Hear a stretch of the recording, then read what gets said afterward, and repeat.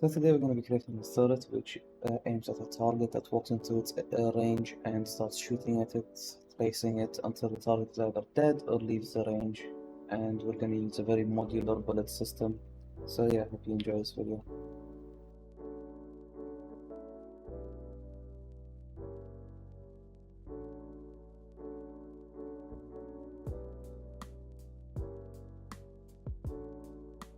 Hello, welcome to the new series I'm starting. It's called Coding with Faris. It's a series where I work on one single game and try to focus on actually completing it. So this is just to hold myself accountable while trying to teach people how to do certain features. This game journey we're going to be on is going to be a game development of one specific game that I want to see through, just so I can finally have a game that I did finish. Along the way, I'm going to have the episodes structured in a way that you can watch any one of them just to learn what's in that specific episode, or you can just be with me from the start, with me on this journey to just fully develop a game from scratch. So the idea of the game is going to be a tower defense game where instead of just placing your turrets and watching them do everything, you can click on one of them to take control and shoot, or even deploy a certain character that you can run around in and actually participate in the tower defense, not just watch it. It will have multiple features, like a black market system where you can buy certain ammunition for certain turrets, different types of ammo that the turret could use to do more damage or different effects. Different types of turrets. I'm gonna add so many of them, including a liquid turret that's gonna have realistic water physics and stuff like that, or at least I hope. You can see in the background I'm kind of messing with some water physics stuff that I've just started learning. So if that goes well, maybe we'll have something. Something else that we're working on is having a system where you can place walls and create your own kind of funnel to funnel the enemies through. And of course, these walls aren't going to be destructible, but you're gonna have to have a path for the enemies to go through, and you can place turrets along the wall or something like that. We're still, all of this is in kind of the staging stage, but yeah, I'd really love for you guys to join me on this journey, or if you're just here to learn on this specific episode, then welcome. I try to keep it feature dense and straight to the point for the tutorials. Right, so in this episode we're going to be working on creating the turret system, where we're going to be using Unity's animation rigging, and with that we're going to be having the turret focus on one single target and shoot at it when the target is in range, and have a buffer before the target's out of range, and when it is out of range the turret just goes back to being idle. Yeah, so please join me and let's get to it. Oh yeah, just before we start, I am well aware that my mic sounds horrible, so I am working on it. Currently this is a temporary setup. I can't really do much about it for now. I do want to get this going, so bear with me. Let's get this started. So here we have a turret that my dear friend Khalifa gave me specifically for this project. It's an amazing prefab that he's made, amazing model. So I'm just gonna set it up here again. Thank you, Khalifa. Everyone say thank you, Khalifa. Yeah. I see here that there is this base that he's made, which is really convenient. So I can just fit everything into that base and have that base as our main rotator to rotate left and right. It should look good. So now if I just rotate on the y-axis, you can see rotates left and right perfectly. And the barrel is the thing that we're going to be working on to make it look up and down, but we need to move the pivot to the rear end of the barrel. So I'm just going to create a simple barrel holder, which is just an empty object that I'm going to orient to be at the rear of the barrel. That way the barrel could look up and down. Fine. And have the barrel itself be the child of it. So now you can see when we rotate the y-axis, it looks up and down perfectly. So that's our basic turret that works. If you have any other turret, you could just have a simple setup similar to this, and it will all make sense later when you see how we animation rig this one. Yeah, I'm just gonna adjust my turret to make it look a tiny bit better for our case. I find that it looks goofy when it looks down. Again, Khalifa did this in like 45 minutes for me, so it still looks amazing. I'm not complaining. Thank you, Khalifa. Okay, so next we would want to install the animation rigging package. So just open up your package manager and click on Unity registry on the left side, and in the top you can just search animation rigging, and it should be one of them provided by Unity. Click on install. It shouldn't take too long, and you will have animation rigging installed. Okay, next we need to set up the rig. So I'm just gonna first of all create our AMAT object, and this is the object that we're gonna be tracking with our turret. So click on your base object and click on animation rig at the top and click setup rig. It will spawn this rig one item. Don't worry about it, just forget about it. It will be there, just leave it. And here just click on the plus so you can see the object in the free world, which is our AMAT object. Okay, now we can start, which we're gonna be starting with the base, which is the one that we talked about earlier. And we're gonna add an aim constraint to it. So we're gonna make the base focus on our constraint target. Make sure that it's active here is clicked. And for the constraint settings, this frustrated me so much. So this is gonna cause so many headaches, which you're gonna see me work on later. And here's a quick tip: just rotate on your object, rotate the Y, the Z, and the X, and see which ones do the behavior that you want, and enable both, or however many that you need. So for me, Y and Z created this rotation, which is the 360 rotation, which is what I needed. So I enabled both Y and Z. Okay, and then make sure you add your aim@, as a source, and it should work for you. And here I'll show you what happens if the constraint isn't added correctly. You'll see that it is active, but it acts very weird, which is not how it's supposed to be acting. And this took me an unholy amount of time to figure out. Here I have a time lapse of me just trying to figure it out, and this time lapse is only like 5% of the video length. So, and we get so many weird behaviors like this. So just listen to me and do what I told you earlier, which is rotate on the axes and see which ones are correct, and make sure those constraints are enabled.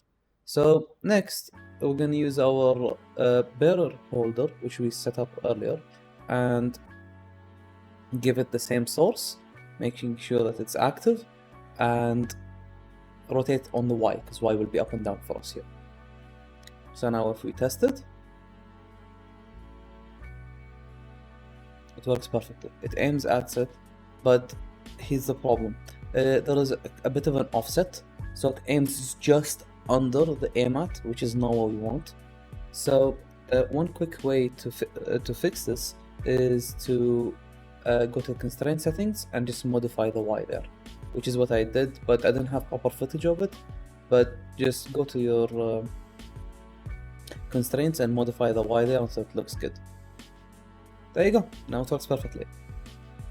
You can see it's tracking it, and no matter what I do, the barrel and the turret will be aiming towards it. Okay, next I'm going to create a very simple target, which is just going to be our capsule, and the only thing that makes it a target is this tag that we're adding. So just click on the tag, click add tag, click on the plus, and just name it enemy, which is very simple, but it will fit our needs for now. And then make sure you swap the tag to enemy. So this is our enemy right now. He won't have any life, but it's just for the purpose of this demonstration. We're gonna be using it. Now let's create our actual script, which we're gonna be calling turret controller. I'm gonna save this script in our scripts folder. And let's open it up. Okay, now let's start coding. First, we're going to need the game object reference, which is the aim@, and a second one for the target right now. So we're going to name that current target and aim@.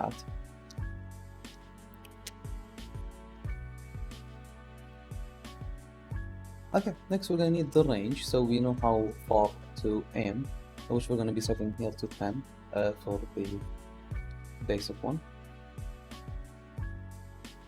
And then we're going to create our function, which is find enemy. And let's just fit it here on the update.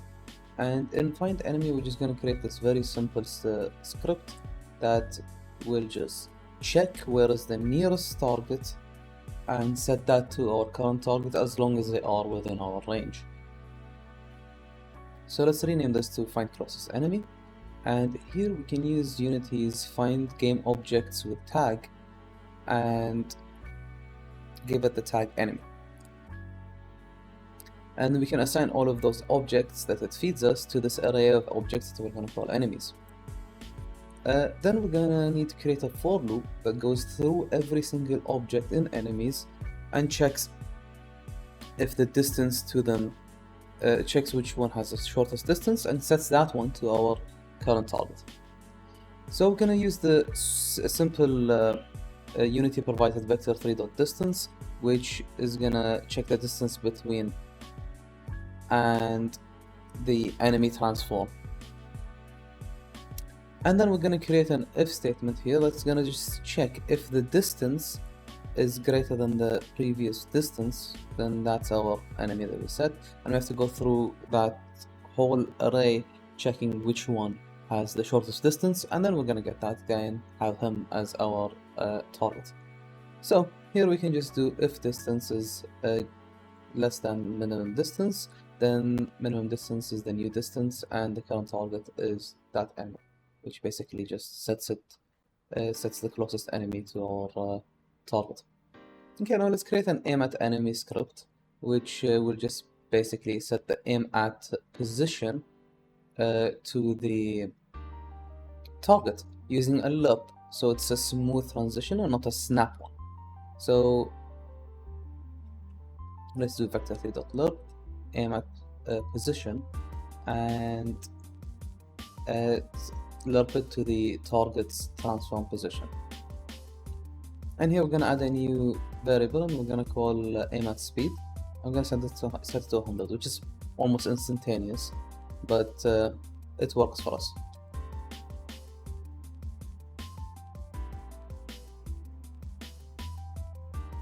Oh yeah, let's move the null up here, so which because we're going to have many functions and we would want to have them all there. And make sure here that the distance is also less than the range, because otherwise it's going to aim at stuff that's outside our range. And then set the the speed as aim at speed multiplied by the time at the time. Time at the time is very important here, so that if someone has a higher frame rate, it doesn't affect it. And make sure that you set target does not equal null to the function. There you go. You can see it's working perfectly. But currently it aims at them even if they left the range. So let's create a new function which we're going to call check if target is valid, which is going to check if the target has left our range, and later in further development it's going to also check if the target has died. So right now it's super simple. We're going to copy the previous distance calculation we did before, which is this one, and we're going to rename it to distance to target and change the target to the current target. And then we're just going to check if the distance to target is greater than the range, then we should set our current target to null.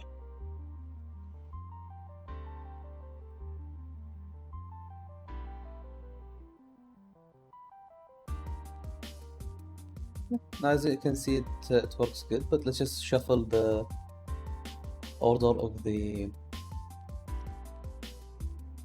There you go.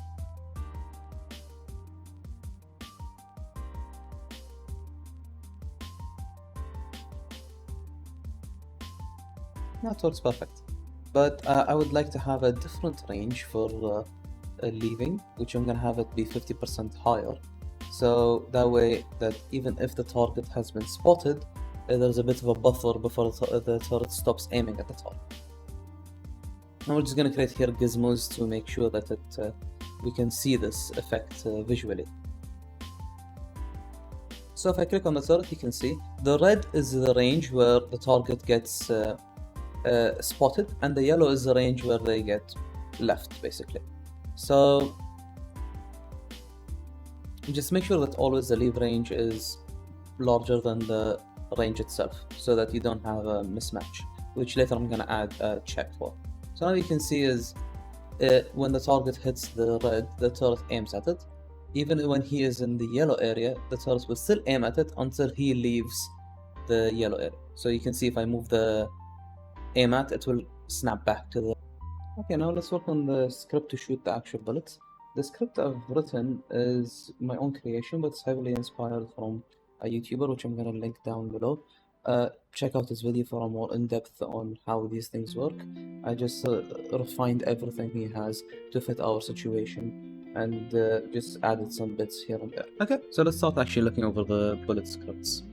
So we have to set up the three main references, which will be the muzzle system, the model root, and the AMAT. Those are the three main systems that we're going to keep referring to. Then we have the configs here, which you can fiddle with to create whatever bullet you could like. Here's our main thing though, is our object pools. Our object pools are basically a pool of this one object that you can keep creating and destroying from. It's very important to not create clutter. Here's our fire script, which works very simple. It just checks for nulls first, and then checks the direction to the target using these two lines, the to target and direction. So when you normalize that the difference between two positions, it gives you the direction to it. Okay, then we spawn the projectile by getting the one from the bullet pool, and we set its position to the muzzle system's transform position, which is where the bullet is going to come from. Then we set its direction and set it as active. And here we just set that on collision, it will have the handler script run. And then when we spawn it with the direction and the bullet's spawn force, which we set earlier. And this will be fed directly into the bullet script. So now let's actually talk about the bullet script. So there aren't that much here to talk about. So the main thing is actually having the rigid body. The bullet itself is just a sphere that I've shrunk down to a 0.1 of each one of the scales X, Y, and Z. So it's 1.1, and gave it the bullet script and the rigid body. So next, when the bullet is awake, we set the rigid body to the rigid body that we have. And these are the collision events that we have that will be activated when the bullet collides with something. So this is the spawn function that we referenced earlier, and it just basically sets up everything. The objects penetrated is something that we're gonna look at later.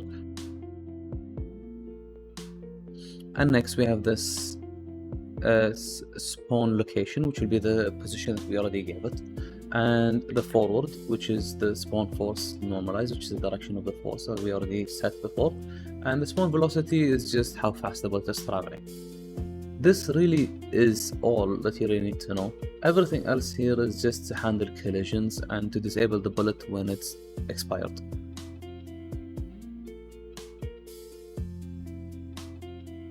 Okay, so let's continue from after the bullet spawns. Here we have the trail, which is also optional. It just adds a color that follows the bullet. And this bit here is what handles actual collision after it happens. So if the collision isn't null and the max objects penetrated haven't been reached, we just clean up the trail. The main collision logic that's being handled here in the handle bullet collisions is basically just a system to check where the bullet has hit.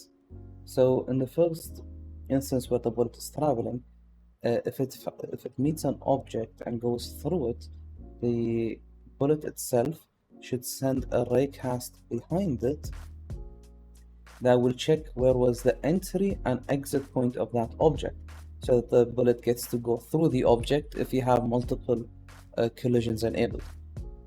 And that's how that works. So it just hits an object, tells you where the start and where the end, and pushes the bullet through with a bit of an error, which is called the accuracy loss. That's how that one works. So yeah, that's pretty much it. The rest of the code here is just clean up for everything that happens. Down here it's the pools, which is the create bullet and create trail, which we used earlier on the code. They're very simple in how they work. Yeah, that's about it. So next is the setup. Just make sure that you have the bullet force. I think 200 is perfect. Keep the mask as everything. And for the bullet prefab, make sure you select your bullet that you created earlier. And this is the material is just a simple material I created with the color orange just to create the trail to be a bit orange. So just leave it there. And that's really it. Okay, let's test it. Let's see how this works.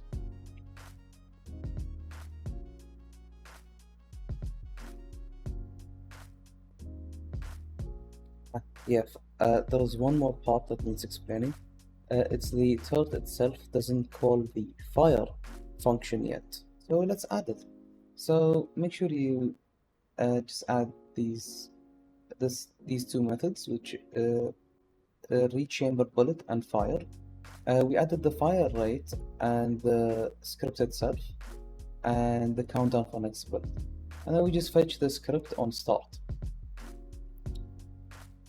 So the rechamber bullet is just a simple countdown to count when the next bullet has to be shot, which is just minusing time depth all the time until it reaches 0. And when it reaches 0, we execute the fire method, which will just fire the bullet and set the next countdown to 1 over the fire rate. And that's how the bullet will fire. Now we can see how it works.